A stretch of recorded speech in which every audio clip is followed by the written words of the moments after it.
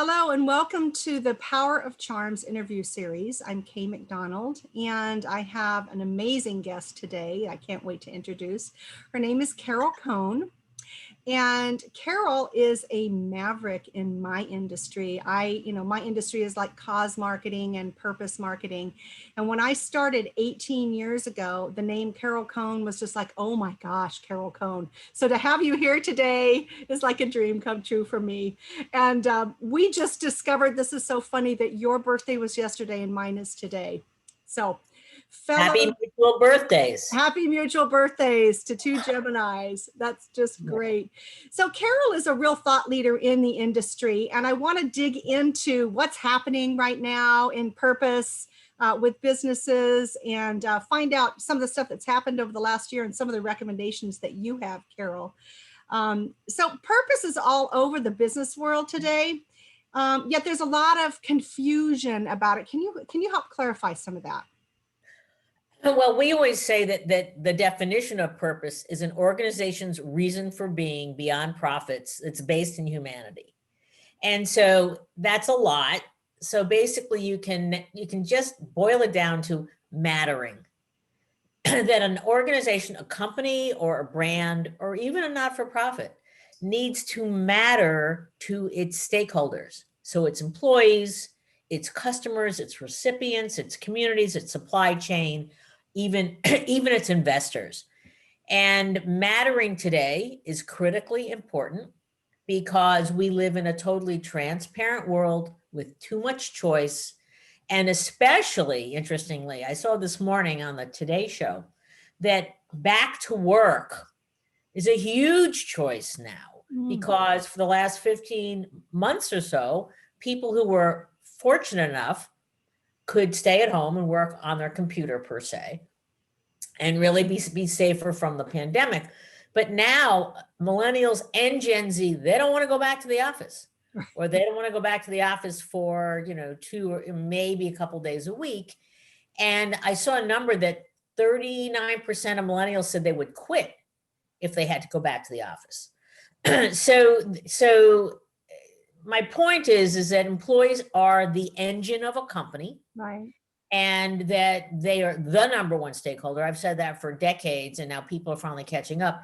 And an organization that has a purpose, that has a reason for being, whether it's going to be environmentally related, or it's going to be diversity related, or it's going to be teaching young women about STEM, whatever the choice is, that's aligned with its business, and it's truly authentically practiced, will be that kind of glue, that North Star that people might say, I'll stick with this company. Maybe I don't want to go in for 3 days a week, but I'll stick with it because they're really enabling me to do more than just sell stuff. Right. We matter. Long answer, sorry. Yeah, truly, for companies to keep employees and engage employees, especially like you said, the millennials, they have to really have their branding down. They've got to know what their purpose is, and they've got to have a strategy. Can you give us some examples of what you mean by that, like purpose and alignment? Like what would be a good example of a company aligning with a purpose for the common good? Okay, there's so many companies that are doing it well. And so the company that's truly winning all the accolades these days is Microsoft. And when Bill Gates, founded Microsoft, his purpose was to put a computer on everyone's desk. Now it's broader. It's enabling people to do their jobs better, to have a better life in the world. But Microsoft practices their greater goals around the globe. Their CEO now, Satya Nadella, he is an amazing CEO. He's got a great book. And they are winning awards in not just product, but what they did during COVID, what they're doing to enable their employees to relate to the community. Here's a crazy number. Microsoft, I think, has the largest gift matching number of any company. They will match a donation by their employees up to $15,000 to go to any, 501c3. So I love Microsoft because of what they do. Let's see, Walmart. make, save money, live better. And so, they were hated. We represented Walmart in the late 80s and early Mm, 90s. yeah. And, we kept doing surveys because I've done over 30 surveys when I was Carol Cohn of Cohn, and now I'm Carol Cohn on Purpose. And I always had to, for the first really 10, 20, even 25 years, to educate the marketplace on this is strategic to embrace a social issue. That's Integral. fine with the business, Yeah. but just don't pick one out of thin air, and that still Right. happens. And so we did research, and I remember we always asked the question on an unaided basis, who comes to the top of the list? And it was Walmart. And there wasn't the numbers weren't large. It was like 8-9%. And so it was interesting. I called up the head of marketing at Walmart. They took my call. I told them about the research. They said, "Oh yeah, we saw it." They said, "Why don't you come down and visit?" And I went, "Oh my God." I went down to Bentonville many times. We actually did some work for the foundation. We got to go to their big annual meeting. It was very cool. But they have realized, and they're not perfect. They are not perfect. And there's a lot of controversy about the $15 an hour minimum wage, but they are truly helping their employees to be better trained. They have, Doug McMillan, who's the CEO now, he started out as an hourly employee. Mm. So again, not perfect because the hourly wage is a big thing, but they truly are trying to help their customers save money to live better. So, that's another one. I mean, you've got, gosh, how many? I mean, at the top of the list is always Unilever, my favorite. Right. Help You people talked to a live. lot about Yeah. Unilever at the Engage for Good conference, and you even had an amazing video. Oh yeah, they have great. Unilever is amazing. I got to work with them on a couple of programs on Dove Campaign for Real Beauty and the Vaseline Healing Project, which we created for them, which gave superhuman powers to Vaseline, which you go, what? But we did. We helped refugees in camps and really deal with some not high level injuries, but if you cover a cut or scrape with Vaseline, it can save it from being infected.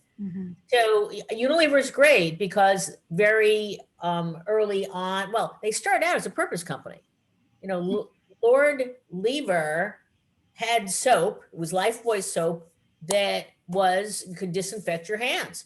And there was the huge plagues in London, and they started out giving soap to people to use to wash their hands.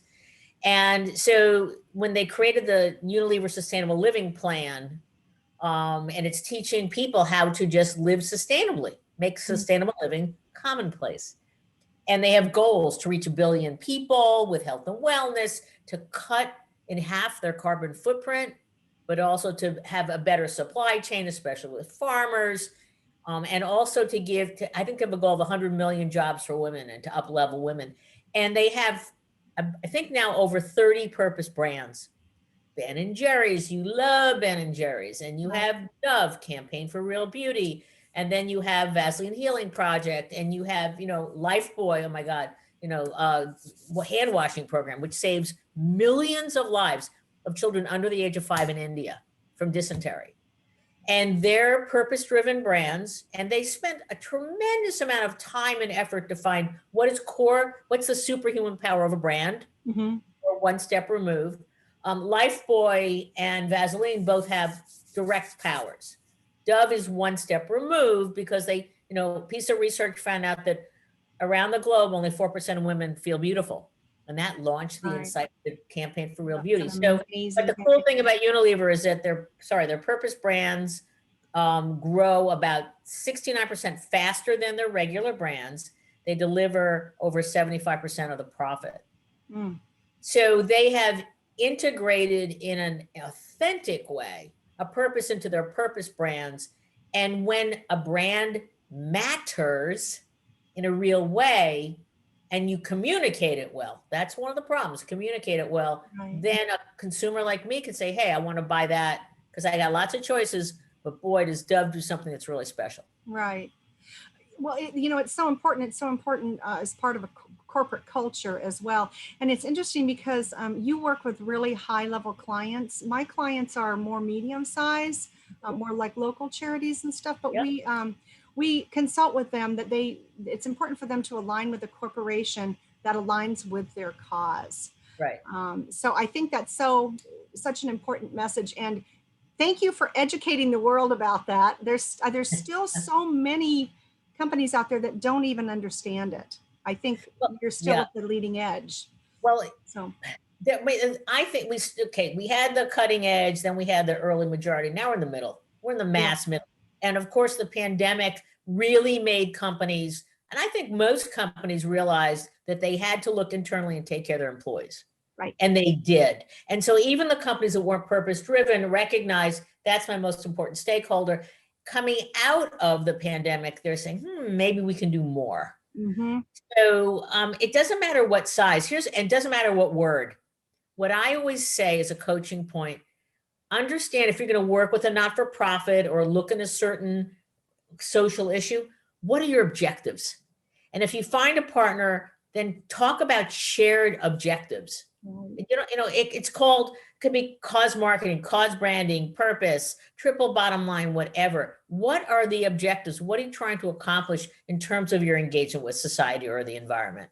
And that will then at least take you in a strategic direction. Right.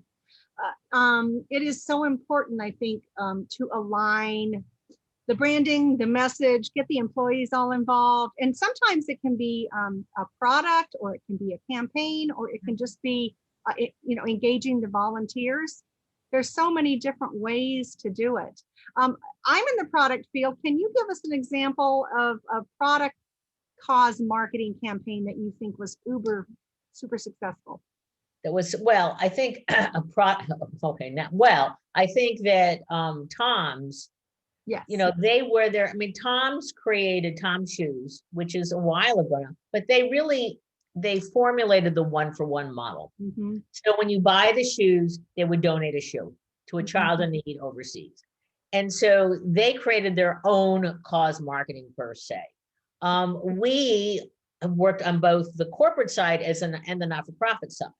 And so we created for American Heart, Go Red for Women, which people go, oh my God, Go Red for Women. It's raised, I think, over almost $800 million, but it saved lives because heart disease is largely a preventable disease. It's a lifestyle disease, unless you have a congenital issue. And so, we created the direction, the branding, how you would then begin to push it to the local markets, how you could work with a partner. So a great cause marketing partner was CVS. I mean, CVS is all about health, and they have a red color, we have a red color. So, they have become during Heart Month a great proponent and a supporter of American Heart. And when you ask at the register, because I do this work, when I'm going, especially to the grocery store, and every month there's a new cause. And so I always ask the checkout person, the register, I said, what percentage of people, when you ask, because when you're a retailer and you're trying to support your customers and support a cause, you got to educate your people at the checkout. Right. Has to be executed well. And, not just a sign, but they have to ask. And I go to Publix because I'm in Florida, and they are very good. And they say, would you like to donate to March of Dimes? Would you like to donate to et cetera, et cetera? And I asked them what percentage of people say yes. They get about 35%. Now, when you go to PetSmart, because it's pets and people love animals. Yeah. I mean, number one, I get like 60-70% of people that say, sure, put $1 on it to save homeless pets. Right. I mean, that's such a great, just easy strategy too, when people are checking out. It's just add $1 or $2, and people are passionate about their pets. I'm going to divert for a minute because I love to find out some personal details sometimes, and you are really into horses. I am. Tell me about your history with horses and what horses mean to you. It's kind of a funny story, but I always say my parents got divorced and I got a pony. And every girl needs a pony. Yeah, he was a real rat. His name was Little Pep, and he was a nasty little bugger. And he reached out and he kicked me with a front foot, which is really bad horse behavior. Bad. And I almost lost my eye, but I didn't. So but he'd buck me off and try and bite and kick. But anyway, I'd always upgrade. I learned how to be a salesperson because I'd go to my mom and go, "Oh, that pony doesn't work. I need a horse." And then she'd roll her eyes back, and then I'd find a horse cheap in those days, like $1,000. Okay, I'll buy it. So, but I started horse showing, and I have a superhuman athletic ability, which I'm little, I'm 5'1", but in horse jumping, and I do this thing called hunters, you need to be smooth. And there's a course, and it's usually 8 jumps, and there's a certain stride between jumps. And I have a computer in my head, so 8 strides out, I can expand or collect the horse to get to that perfect place to jump in a perfect form. And I was good in the 70s, then I quit. I came back in 2000, and everybody hated me because I am when I go in the ring, I'm as intense in the ring as I am at work. And I, know where I'm going to jump from, whatever. And I just, after the first, it took me about a year to get into it. Then I just won everything. So. Well, that is so awesome. And so when I love to think about people wearing charms and having defining symbols, I think it's fun to have something that you're passionate about. Right. We do the charms for charity logos, but we also have, like I have a dog, I have a heart, I have a wing because I love hummingbirds. I'll take a cat. I mean, I love cats too. So. Yes, and you have 2 cats. I have 2 cats. Yes, I adore cats. I think they're superhuman. We have a dog, and he's lovely. He's a King Charles Cavalier. But the cats, I'm always rescuing cats. Actually, a friend of mine has a cat sanctuary, Panther Ridge Conservation Center, and she saves animals that have been abused in zoos or going extinct. And they just had 5. I'm just telling this to your listeners because I want them to go to their website, Panther Ridge Conservation Center. I am on the board. And they just had 5 baby clouded leopards, which are the cutest little things you've ever seen. Little blue eyes, little pink, nose, pink, big feet because they climb trees a lot. And they're going extinct. And so it's in Loxahatchee, Florida. And you can go, if anybody's in Florida, it's basically up close and personal. You get to be about 6 feet away from the cages, and the cages are beautiful and big, and they have trees and everything. And some of them have their own swimming pools. It's amazing to hear the story. Amazing. Oh. Yeah, amazing. Well, and the fact that they just had 5 and they're almost extinct. Well, yeah, she had was a litter of 3 and a litter of 2, and so there's very tremendous controls with all the zoos, that are trying to make sure that these animals are being treated well. Yeah. Well, Carol, you're obviously passionate about animals, about causes, horses, and life. I love it. Right. So how did you get into the whole field of purpose and cause marketing? People always ask me that. The apple does not fall far from the tree. I grew up in the 60s and, during the civil rights movement and Vietnam. And I was just old enough to have a sense when John Kennedy was shot, and then Robert Kennedy and Martin Luther King. And I had a liberal family. So, you couldn't escape it. You had 3 channels on TV. You watched the Vietnam War. It was in your home. Mm-hmm. And so when I went to a very activist college, Brandeis University, and it was years of the student strike. So I said that we took over buildings and we marched on Washington. We didn't burn any buildings. At least I didn't. And so when I started, finally, I got a master's in communications, and I started my own firm when I was 30. Mm-hmm. And about 2 years into it, a gentleman came, Bruce Cates, and he showed up and he said, "Look, I want to build my company on a special way," meaning he didn't have a lot of money. But he said, "You can do it. I know you can do it." He had heard about me. I'd done some work for Timberland. And basically, I spent a year trying to do traditional marketing. Take his shoes that were very ahead of their time, Rockport shoes, and take them to editors to use them. And the editors went, no. They were kind of funny looking athletic shoes that had a street outer and an athletic inner. And about a year later, he started talking about using these big pictures of people walking. And I started doing research about walking, and I realized walking had never become modern.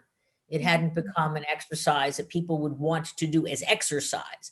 And so we codified it, and Rockport became my first cause client. And it was totally authentic because their shoes needed meaning. So we turned them from just being shoes to Rockport being the walking shoe company. And we had a fellow who walked around the country and he went into middle schools and he said for a year and to 11,208 miles. And he said, eat properly, don't smoke and walk. And so we were romancing walking. And then we did a book and we did a movie and then we did physical fitness tests and we codified at retail $1 billion footwear category. Oh my gosh. And then unfortunately Reebok bought Rockport, but we then got to work with Reebok and they were becoming, for a while, they were bigger than Nike, but they were becoming ubiquitous. And so their CEO basically said, Paul Fireman, find a way to really align with something, do something, Carol. And so long story short, we aligned them with human rights because human rights chapters were really burgeoning on college campuses. Mm-hmm. And the Amnesty World Tour was about to happen. Mm-hmm. So basically they became the sponsor for the entire tour. And then we created the Reebok Human Rights Awards to have our own story that would last beyond a 6-week tour. Wow. And then after, so that was a huge, I got to meet Sting and Peter Gabriel. I got to dance with Bruce Springsteen. It was pretty cool in London. It was very cool. Very cool. Yeah, it was cool. And then from there, we worked with Heinz and we created a TV series about the modern American family. Then we did the Avon Breast Cancer Crusade. Then we did PNC Grow Up Great with early childhood and then American Heart. Then we reverse engineered it with Go Red, which is for your listeners, it's a great story because the American Heart Association came after us and said, we want to do what you do. And I went, no. I don't work with not-for-profits. And I kept getting this call and I went, no. And it's actually in a Harvard Business School case. So if you want to know the whole story, Kathy Rogers at the time, she finally said, I got to get to this person. She flies to Boston. We sit down and she says, we have got to be passionate because American Heart's about men in white coats and men's hearts, but there's this whole cause marketing thing about passion, and we need to be like that in some way. And I had a phenomenal colleague, Christiane Derrigan at the time, now it's Christiane Miranda, and she really led the account. And from scratch, we created Go Red for Women. And then the Alliance for a Healthier Generation for children, and then the Power to End Stroke, and then a general market program. And these were a ton of work, but they became movements because the not-for-profit had, in local markets, they had local AHA chapters. Mm-hmm. And so when they did their February Heart Month event, now they had this incredible thing called Go Red. And they had, we had great partners in Macy's and CVS and Pfizer at the time. And they could then get local partners and Go Red luncheons. And then ultimately they had an amazing fashion show. And it just absolutely became kind of the bellwether for the not-for-profit world to create a movement. So we've worked on both sides, the corporation, brands, not-for-profits. And it's, it's now today, it's so exciting because everybody says, oh, you sold I sold my company in 2000 to a much bigger global company to be bigger.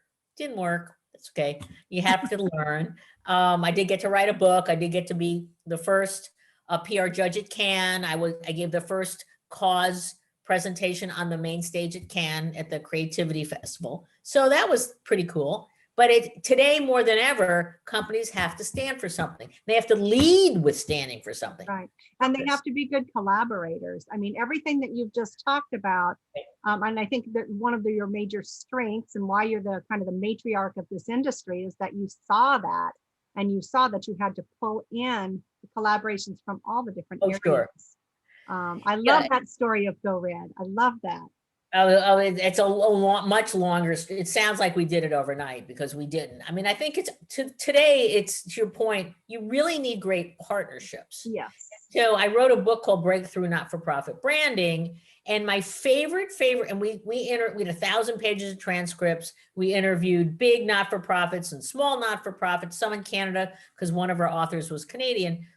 And basically the most important part of the book was this chapter 7. And it said, when you start a relationship between a corporation and not-for-profit, simple exercise. What are your goals? Okay, write them down. Mhm. What are our goals? Write them down. And then where do we overlap in shared goals? And the magic happens in the shared goals because no company can support or advance a social issue or an environmental issue without a partner. Now, today it's taking multiple partners. And the challenges, the big companies today are going through massive collaborations, very, very exciting. And they're different bedfellows coming together.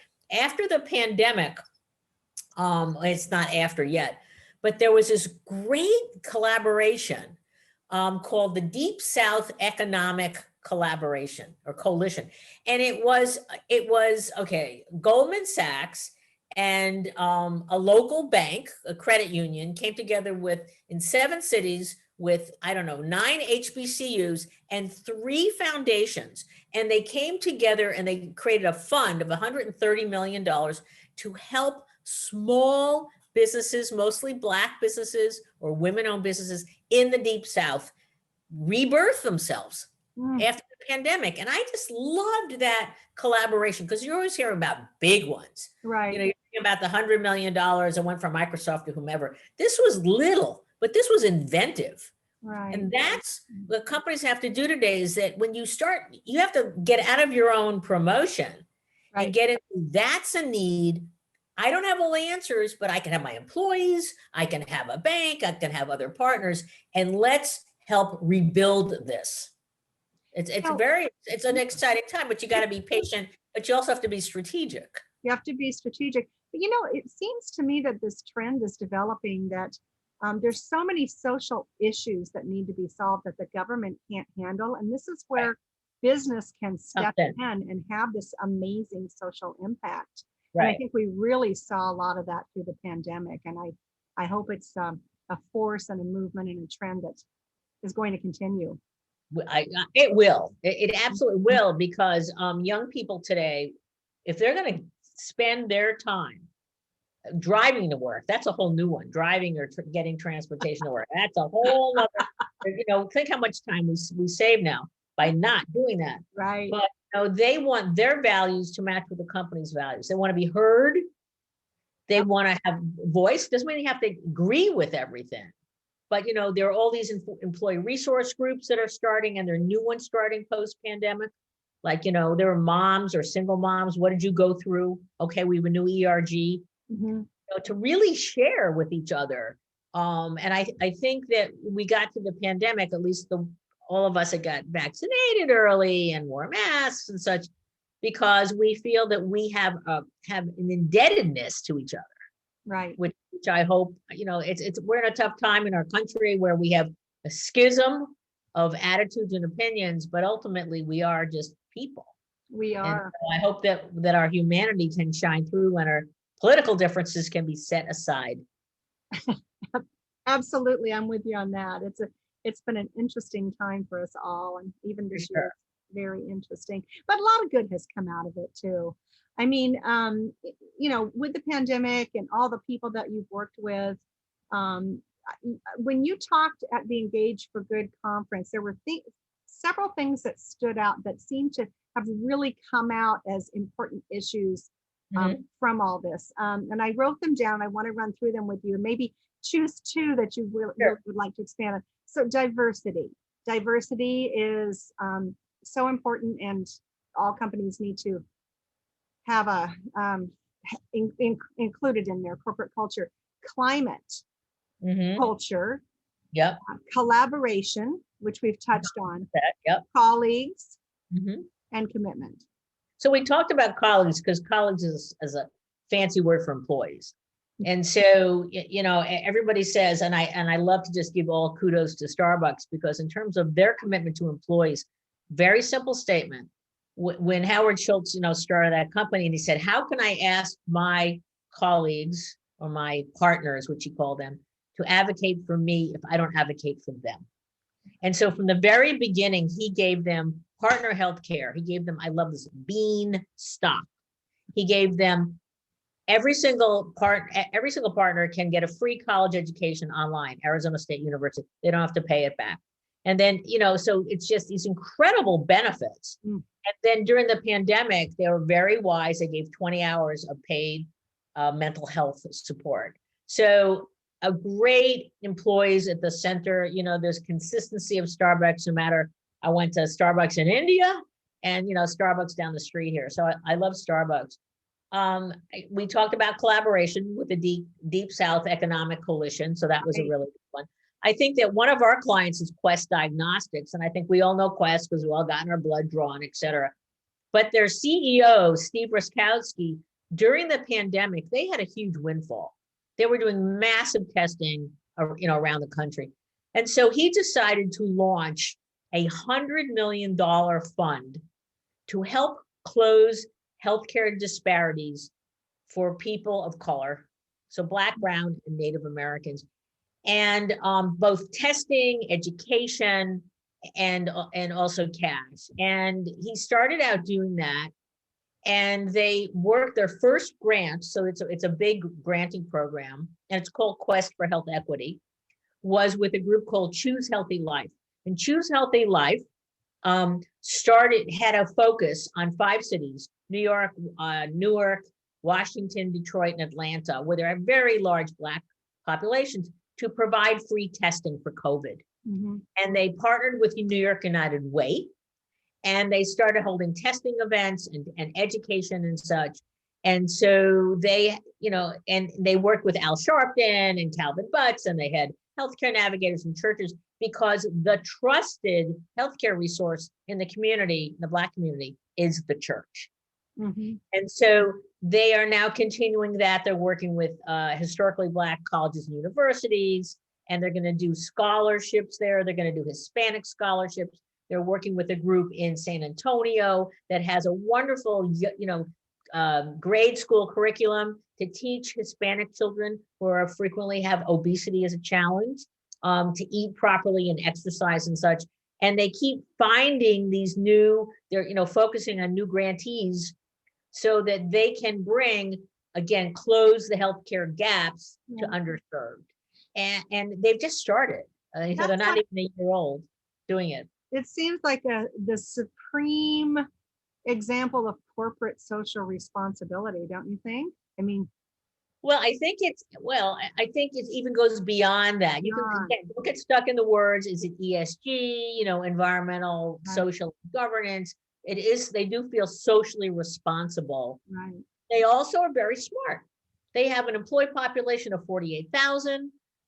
Their employees that are Black, Hispanic, I don't think they have many Native Americans.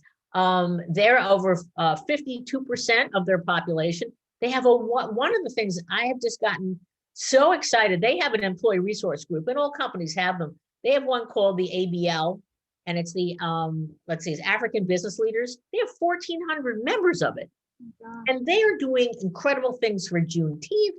And they really are a strong group that are working inside. So the company is walking the talk in terms of, they created for Juneteenth, they gave a floating holiday to all employees, not just employees of color, all employees, to do something that they felt is important in the community. And companies that do that, they give the time. Starbucks does it too. Starbucks has and also Salesforce. Salesforce has 56 hours of paid time off for their employees to do any volunteering that they want. So companies recognize that you can't just divorce yourself, work. Okay, on weekends I'll volunteer. So it's a long way of answering some of those. And also I give a shout out to Mary Barra at General Motors, because General Motors has made a declaration, and I love the fact it's a woman, okay, leading a car company. She started out at the very beginning, she was an engineer, and she has said that we are going to be the EV company. And they've got their whole battery configuration. And I think that by 2035, they will not make any more combustion engines. So that's a huge commitment. Huge. But needed. Huge and progressive and totally needed. Yeah. Well, it's so great. I mean, you must be inspired every day with these amazing people that you work with. And I love hearing these stories. I could talk to you for hours. I am, but I want to say just to your listeners that it is not, this sounds also glamorous. It is not glamorous doing the work. It is, I always like to say, God is in the details. And, you've got people in companies that, we're here to make a profit. They don't understand that if you have a turned on and inspired employee population, you'll have less turnover, you'll have more creativity. D&I totally creates diversity and inclusion, a lot of creativity. Mm-hmm. And so, but you have to educate most of your company because they don't live and breathe this. So it is, my joke is I started 6 feet tall. I'm now 5 feet tall. I dated for so many years. Oh yeah, I once dropped to the floor in front of a CEO saying, "You're not going to do that, or I'm out of here." So it's still a journey, but it's highly strategic. And chief marketing officers are getting it. CEOs truly are the keepers of the company's purpose. Sure. They have to believe it because it has to cascade down to cascade up in an authentic way. Hey, I have a kind of a different subject, but something I wanted you to ask you because I heard you use this phrase. What is purpose washing? Oh, okay. Well, it's a cousin of pink washing, green washing, and now purpose washing. So pink washing is a great one because we helped create the breast cancer movement for Avon. And the crusade was amazing and it was very, very deep and important. But, that was 1993 and we launched it. And so, in those days, you didn't talk about breasts and, taboo. Now, you go 20 years later in late September and October, which is breast cancer month, everything is pink, everything. And so when the tweezer man, I'm sorry, tweezer man, I'm picking on you, became pink, I said, that's purpose washing.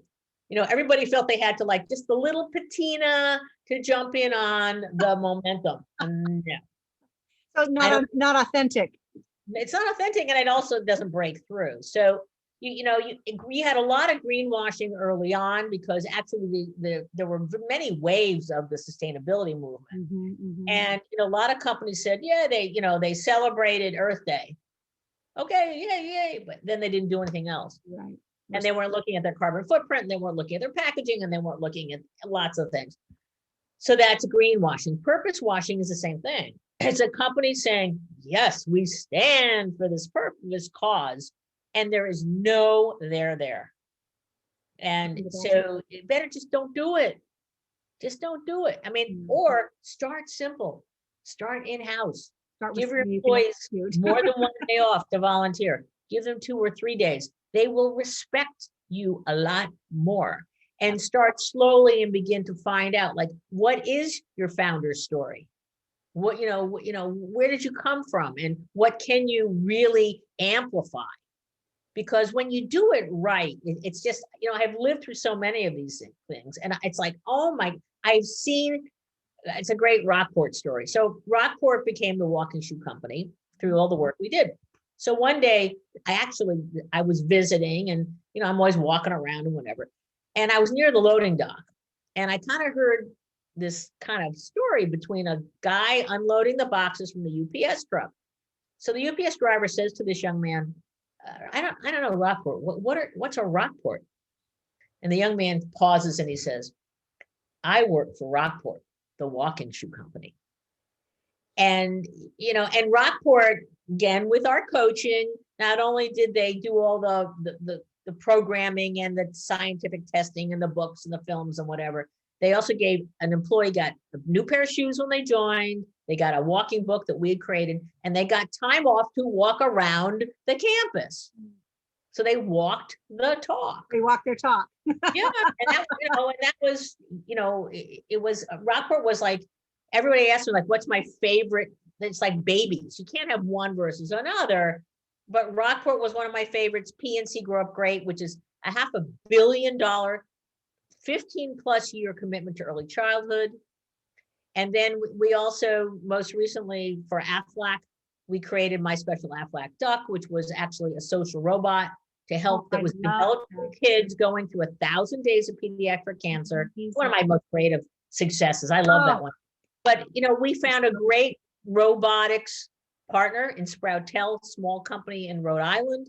And together they did a year of research, what do kids need? And they designed, built, and there's three motors, 4 patents pending.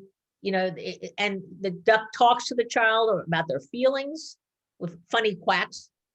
And it's amazing. And we took it to the Consumer Electronics Show, CES. We won Technology Product for a Better World, which you never do. 2 billion impressions in terms of 4 days in the media. We won at Cannes, South by Southwest. The most important thing, he is in the arms of over 10,000 kids at no cost, helping them to go through a hard time. So that sounds to me like that's your crowning glory. I know you have a lot of crowning glories and favorite stories. Is there one that you haven't shared with us that you'd like everybody to know about? There is one, and I'm glad you asked me. Thank you very much. I want to make a cousin of my special Aflac duck. I want to make a robot for children with autism. Oh. And because not children that are really far out in the spectrum because they're just non-communicative, but the ones that are in the middle, I believe that with the right research, we can develop a comforting companion that can help the child to communicate. Mm-hmm. So that's what I want to do. The challenge is there's no business case for it. Like with Aflac, you had the Aflac duck, you had healthcare, and they started out as a cancer product at the very beginning.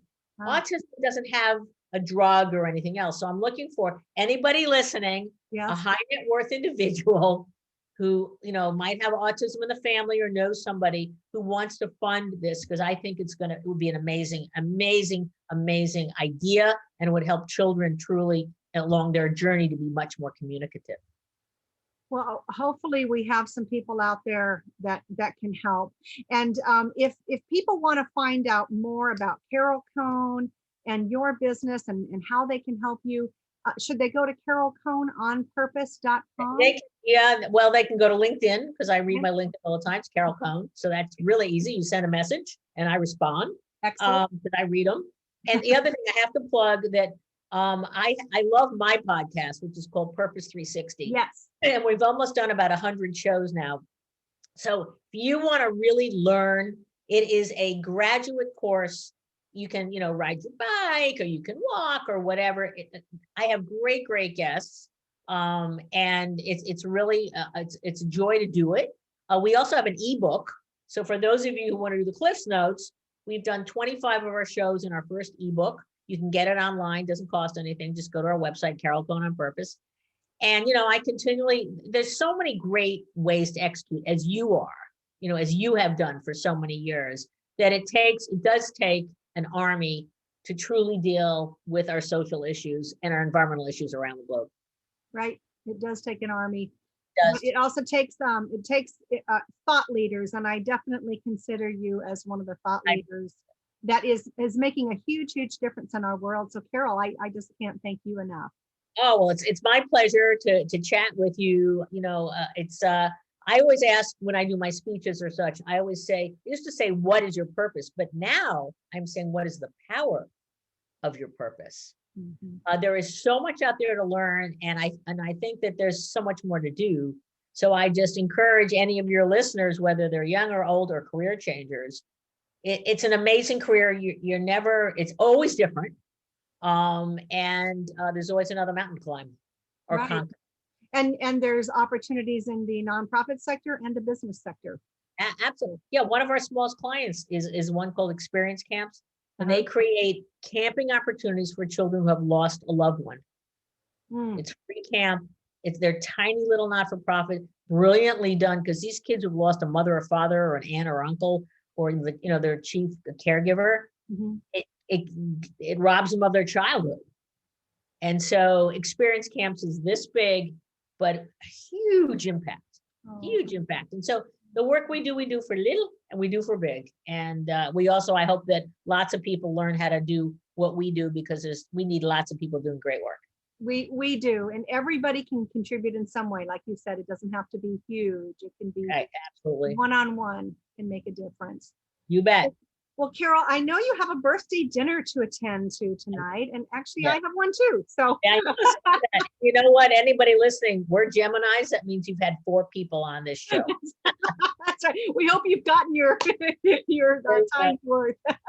Carol, thanks again. Thanks so much for your time. It was just really, really wonderful. I know everybody. Well, thanks for all of your great work and for raising all those funds with Charity Charms for all your partners, because it's really, really important to have a signal to people that you support things.